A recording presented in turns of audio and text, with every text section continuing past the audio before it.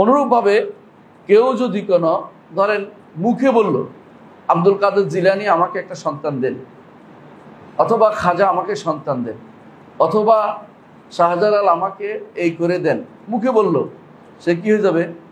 কাফের হয়ে যাবে। অথবা আমাকে বাঁচান, বদর বদর বদর, চট্টগ্রামের লোকেরা যদি থাকেন, অনেকে থাকতে পারে, ওরা নৌকা ডুবতে লাগলে কি বলে? বদর বদর বদর, বদর ফিরে ওরা বাঁচাবে। এইটুকু সে যে বলছে, এতে কি ইমান আছে? না, কাফের হয়ে যাবে। এর কারণে সে কাফের হয়ে যাবে। অথবা ধরেন কেউ মৃত মানুষকে ডাকলো, মরা মানুষকে ডাকলো, কি জন্য ডাকলো? যে আমার একটা সন্তান দেন বললো, তাহলে কি হয়ে যাবে? কাফের হয়ে যাবে, কাফের হয়ে যাবে। অথবা ধরেন ভালোবাসার ক্ষেত্রেও মুখে বলে ফেললো যে আমি রসুলকে ভালোবাসতে পারি না, নাউজুবিল্লাহ। মুখে বলে ফেললো। রসুলকে ভালোবাসা কি ইমানের অংশ না? ইমান।